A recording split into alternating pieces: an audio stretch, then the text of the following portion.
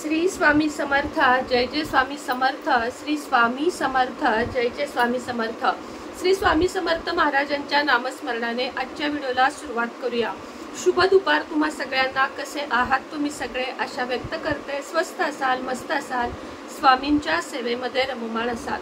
कालच्या आपल्या सुनेत्राज लाईफस्टाईल या चॅनलच्या व्हिडिओला तुम्ही भरभरून आशीर्वाद दिलेत, ओवीला प्रेम दिलेत आणि काय काळजी घे हेही सांगितले। त्याबद्दल तुमचे सगळ्यांचे मनापासून धन्यवाद मानते की अशा प्रसंगाला सामोरे जाताना मला तुमच्यासारख्या सगळ्यांची गरज आहे। आणि त्यातल्या त्यात एक गोड अपर्णाताई म्हणून आहेत, त्यांचा मला काल कॉल आला आणि खूप काही ते शिकवून गेल्या। माझ्या आईच्या वयाच्या आहेत। आता त्या काय बोलल्या हे त्यांनी सांगण्यासाठी मला मनाई केलेली आहे, पण त्या जे काही बोलल्या साक्षात त्यांच्या तोंडामधून स्वामी बोलतायत असंच मला जाणवलं आणि खूप सुंदर आशीर्वाद त्यांनी मला दिले। मुंबईहून अपर्णाताई यांना खास करून माझे धन्यवाद। जर तुम्ही माझे व्हिडिओ बघत असाल तर की तुम्ही माझ्या आयुष्याच्या अशा कालावधीत माझ्याशी बोललात की माझ्या आयुष्याची कायापालट झाली।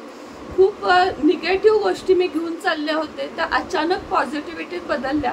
तुमचे आशीर्वाद आणि तुमचं प्रेम माझ्यावर असंच राहू दे आणि नक्कीच तुम्ही व्हिडिओ बघत असाल तर कमेंट बॉक्समध्ये कमेंट करा।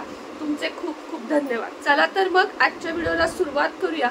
आपल्या आता जवळच अगदी आलेली आहे ती होळी। होळीची रात्र ही खूप महत्त्वाची मानली जाते। तशा तर वर्षामधील 3 रात्री अत्यंत जास्त महत्त्वाच्या असतात।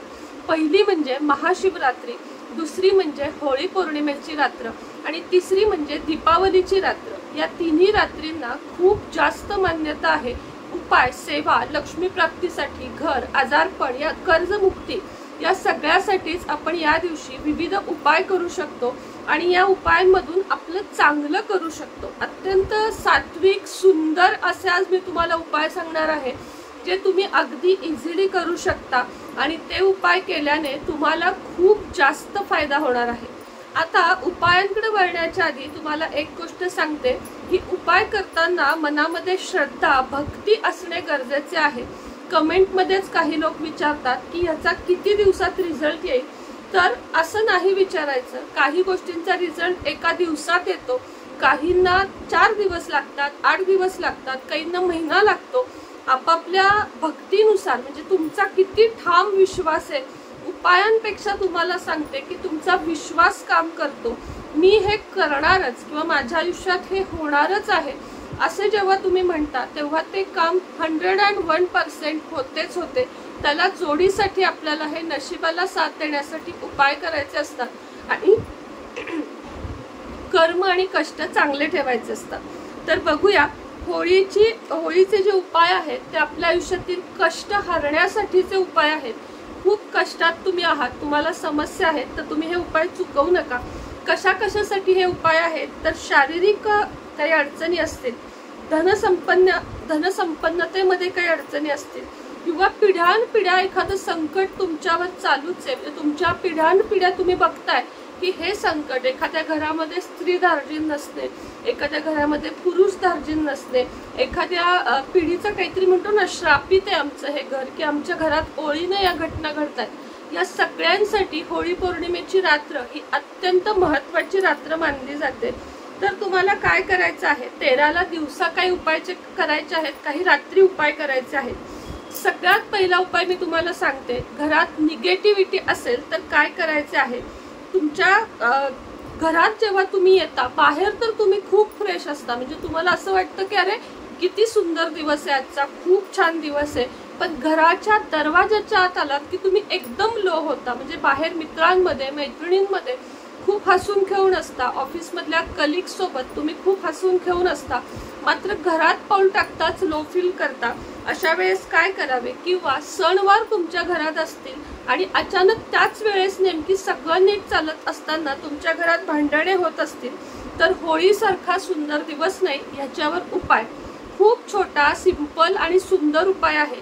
या दिवशी तुम्हाला तुळशीचे रोप खरेदी करून, म्हणजे अर्थातच जिथे नर्सरी असते तिथून किंवा मग कुठून तरी रोप आणून ते तुम्हाला घरामध्ये मातीच्या कुंडीमध्ये लावायचे आहे आणि त्याला पाणी घालायचे आहे। भगवान विष्णूंना स्मरून तिथूनच ते रोप आणायचं आहे। घरी पण भगवान विष्णूंना स्मरून संध्याकाळीच त्याला अंड्याला पाणी घालायचे आहे आणि संध्याकाळी गाईच्या तुपाचा दिवा त्याच्या खाली लावायचा आहे आणि प्रार्थना करायची आहे। दिसायला उपाय छोटा आहे, पण या दिवशी विष्णूंना स्मरून तुम्ही जर घरामध्ये तुळस लावली, कुठलीही लावू शकता, कृष्णा तुळस लावू शकता, श्यामा म्हणजे ज्याला श्यामा तुळस म्हणतात ती, किंवा हिरवी तुळस, कोणतीही तुळस तुम्ही लावू शकता।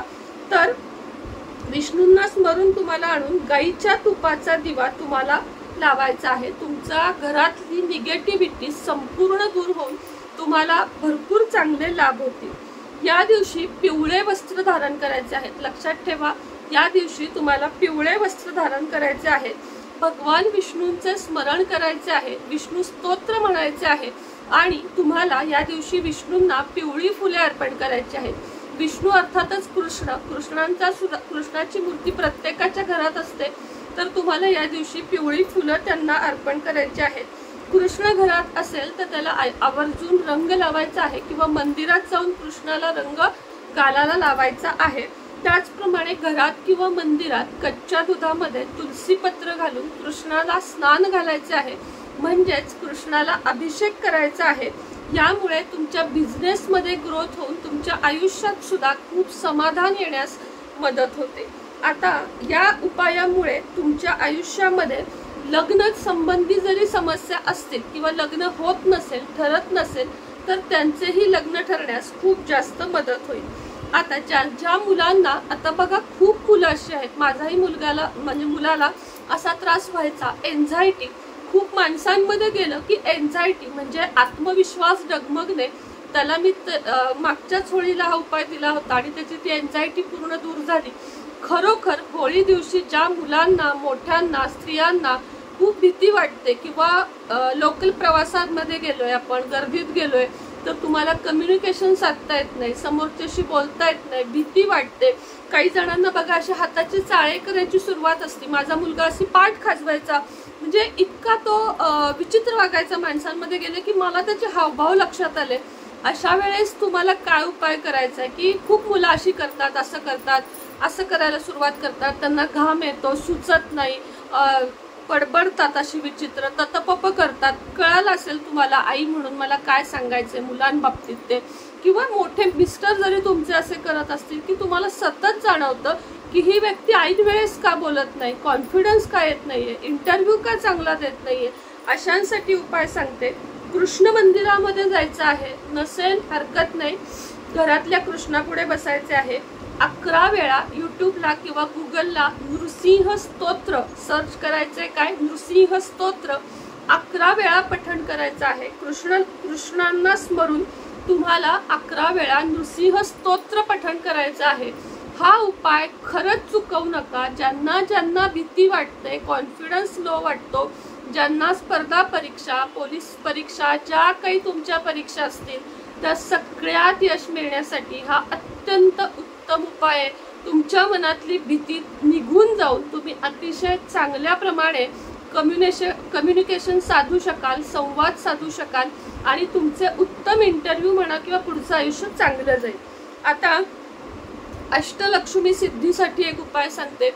नुसत्या माता लक्ष्मीचा घरामध्ये वास असून चालतो का, तर नाही, अष्टलक्ष्मींचा घरात वास असावा लागतो। जसं की गजलक्ष्मी, संतान लक्ष्मी, तुम्हाला माहिती आहे आता आपल्या वैभवलक्ष्मीच्या पुस्तकामध्ये सगळ्या प्रकारच्या लक्ष्मी आहेत, म्हणजे की अष्टलक्ष्मी ज्याला आपण म्हणतो, त्या अष्टलक्ष्मी आपल्या घरामध्ये चांगल्या प्रकारे याव्यात किंवा त्यांची कायम कृपा राहावी म्हणून तुम्हाला जवाचे पीठ, ज्याला आपण जव म्हणतो, त्याचे पीठ तुम्हाला 11 मुठी जवसाचे पीठ तुम्हाला पेटत्या होळीत टाकायचे आहे। 1 मूठ घ्यायची, ओम श्री महालक्ष्मी नमः असं म्हणत तुम्हाला ती मूठ टाकायची, परत दुसरी, परत तिसरी, असं करत 11 मुठी पीठ तुम्हाला टाकायचं आहे आणि तुम्हाला महालक्ष्मीची प्रार्थना करायची आहे। सगळ्यांना माहिती आहे की जव म्हणजे ज्याला आपण म्हणतो तो अत्यंत प्रिय आहे माता लक्ष्मीला आणि त्याच्या पिठाची तुम्हाला हा उपाय करायचा आहे।